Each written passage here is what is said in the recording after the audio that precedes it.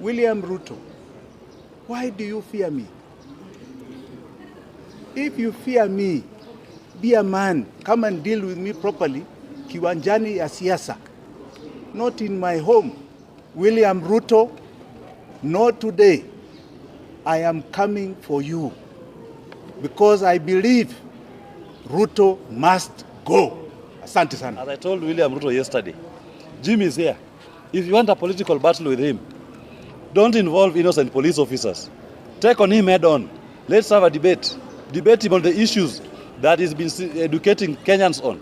The issue of economy, the issue of debt. For bringing us this far. You can see my family here. We have been through a lot of trauma.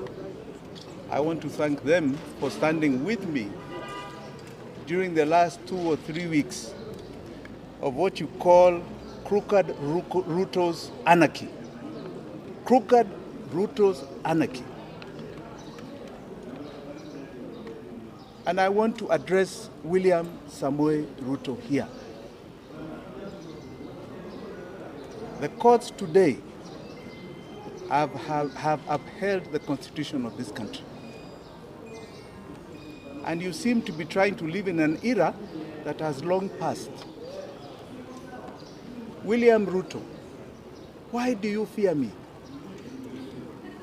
If you fear me, be a man, come and deal with me properly, kiwanjani ya siasa, not in my home, terrorizing my family, and not in these courts with trumped-up charges.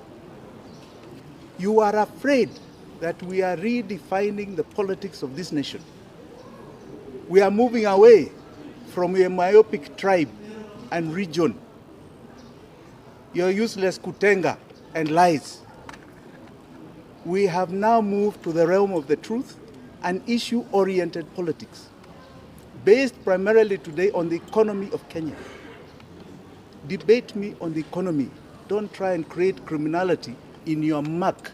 I'm not going to join your pigsty. It is a pigsty.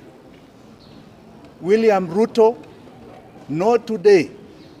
I am coming for you because I believe Ruto must go. Asante sana.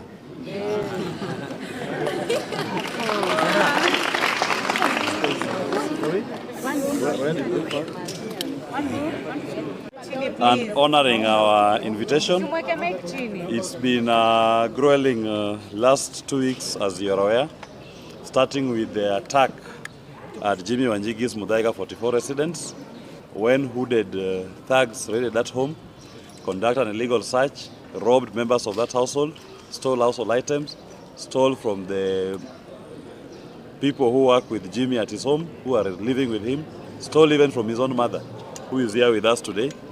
The culmination of all that was to plant grenades in the home. And yesterday, despite the existence of court orders stopping the arrest or detention of Mr. Jimmy Wanjigi, we saw a high-handed act by DCI, Nairobi Regional Office, together with some officers from the head office, ignore that high court order to illegally arrest Mr. Jimmy Wanjigi, and they took him to Kamukunji police station, where they kept him overnight. They thought that that was going to be punishment for Mr. Wanjigi. What they do not know, Kamukunji is home. The late Maina Wanjigi was the second member of parliament for Kamukunji constituency. If they thought they would break my client's spirit, he is stronger than he was even when he went in there. All that they did was just to demonstrate to all Kenyans their disregard for the rule of law.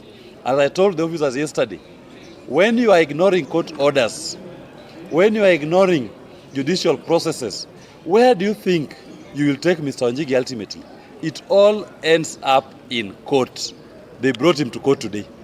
After all that high drama, it ended up in court today, and Mr. Wanjigi was invited, together with his aide, Mr. Kibe, to take a plea on trumped-up charges. Trumped-up charges relating to grenades, which we don't know who came up with. We know it came from the police, and the police who planted them. They are trying to fix it, that Mr. Wanjigi had grenades in his home. The second charge they were raising in respect to firearms, that he has firearms without a firearms certificate. The High Court of Kenya had reinstated Mr. Wanjigi's firearms certificate and had ordered the Firearms Licensing Board to obey that order and reinstate that certificate and honor it. They have refused, and they are purporting to have revoked it afresh. The High Court also had equally ordered DCI and DPP and IG to return Mr. Wanjigi's lawfully licensed firearms, which court order, I was reminding the court today, this DCI Kinoti refused to honor. That is why he has a sentence hanging over his neck today, 4 months imprisonment. He's begging for his life. He's begging for his liberty. That which he denied Mr. Wanjigi when he was in office. Those firearms were returned by Mr. Min. We don't know how again the same DCI turns around to want to charge Mr. Wanjigi for being in possession of illegal firearms, which were issued to him after a protracted court battle that led to the conviction of George Kinoti, who is now crying wherever he is for freedom. He thought he was denying Wanjigi's freedom. He is the one as a lawyer. My duty is to hold you accountable. And I have time. I swim in the lake. I'm like a fish in a water. We come to court. I am in my best element when I put you to account to explain why you disregard our constitution, why you disregard our courts. Those officers who are being misused, please, take your time and understand our constitution. Understand the times we are in. Do not allow yourself to be misused to pursue political scores. As I told William Ruto yesterday, Jim is here. If you want a political battle with him, don't involve innocent police officers. Take on him head on. Let's have a debate. Debate him on the issues that he's been educating Kenyans on. The issue of economy, the issue of debt, the issue of how you are taking odious debt in the name of the people of Kenya, the issue of how our youths are unemployed, how our people are hopeless, how you've led to a collapse of our healthcare system.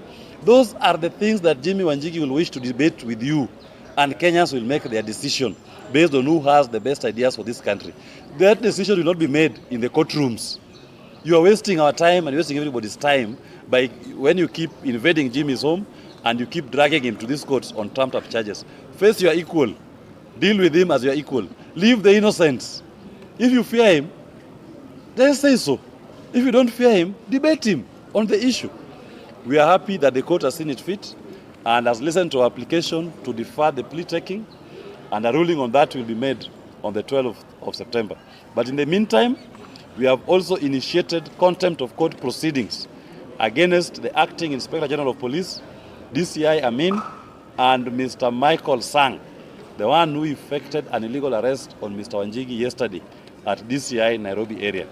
We do hope that we'll get those directions for those 3 officers to appear in court and explain why they deemed it fit to ignore the orders of the Honorable Court.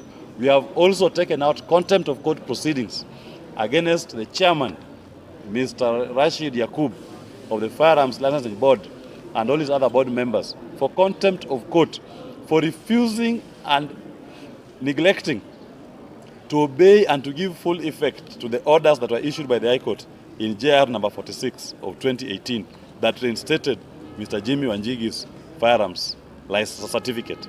Thank you very much for coming. On the economy, don't try and create criminality in your muck. I'm not going to join your pigsty. It is a pigsty.